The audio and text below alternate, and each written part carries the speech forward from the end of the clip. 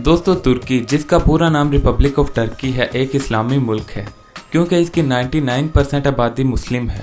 आप गालिबन तुर्की के बारे में बहुत सी बातें नहीं जानते होंगे, जैसा कि इसका दारुल खिलाफा कौन सा शहर है और इसमें 30 से ज़्यादा ज़ुबानें बोली जाती हैं। अस्सलाम वालेकुम दोस्तों, welcome to social Urdu TV. दोस्तों, इस वीडियो में हम आपको तुर्की के बारे में कुछ ऐसे ही फैक्ट्स बताएंगे, so let's go for it. Number 1, दोस्तों क्या आप जानते हैं कि तुर्की में तकरीबन 96% लोग दिन में एक मरतबा चाय ज़रूर पीते हैं। इससे अंदाज़ा लगाया जा सकता है कि सिर्फ एक साल में एक तुर्की बाशिंदा 3 किलो चाय इस्तेमाल करता है। दोस्तों तर्किश चाय को बनाने का तरीका भी बहुत डिफरेंट होता है, इसलिए आप अगर कभी तुर्की जाएं तो इनकी ट्रेडिशनल टी आपको कभी मिस नहीं करनी चाहिए। नंबर 2, दोस्तों अगरचा तुर्की की ऑफिशियल लैंग्वेज टर्किश है, लेकिन फिर भी यहाँ 30 से ज़्यादा ज़ुबानें बोली जाती हैं। नंबर 3, दोस्तों तुर्की की तकरीबन आधी से ज़्यादा आबादी 30 साल से कम उम्र है, यानी तुर्की में ज़्यादातर नौजवान लोग रहते हैं। दोस्तों इनकी आबादी का तकरीबन 8% हिस्सा 65 साल से ज़्यादा उम्र के लोगों पर मुश्तमिल है। नंबर 4, दोस्तों डोनर कबाब बैनुल अक़वामी सतह पर मशहूर हैं, लेकिन तुर्की में इसकी बहुत सी इक़साम पाई जाती हैं और तुर्की ने ही इसे ईजाद किया था और अभी भी तर्किश लोग ही हैं जो बेहतरीन कबाब बनाते हैं। नंबर 5, दोस्तों इस्तांबुल एक ऐसा शहर है जो 2 बरे-ए-आज़मों में वाक़या है। इसका ज़्यादातर हिस्सा बरे-ए-आज़म एशिया और कुछ हिस्सा बरे-ए-आज़म यूरोप में वाक़या है और इसकी यही खासियत इसको बाकी शहरों से मुनफरिद बनाती है। नंबर 6, दोस्तों ऑयल रेसलिंग, जिसे ग्रीस रेसलिंग भी कहा जाता है, तुर्की का कौमी खेल है। इसमें रेसलर्स खुद को ऑलिव ऑयल लगाते हैं और फिर वो आपस में लड़ते हैं। इस खेल को तुर्की में बहुत पसंद किया जाता है और लोग इसे बहुत शौक से खेलते हैं।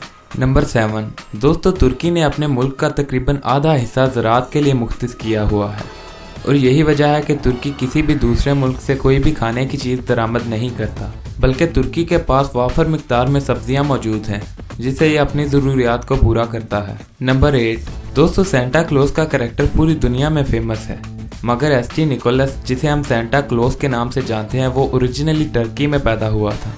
नंबर 9, दोस्तों ट्यूनल दुनिया की दूसरी पुरानी अंडरग्राउंड रेलवे है जो कि तुर्की में मौजूद है। सिर्फ लंदन की अंडरग्राउंड रेलवे इससे पुरानी है। दोस्तों ट्यूनल को 17 जनवरी सन 1875 में खोला गया था और ये अब तक चल रही है।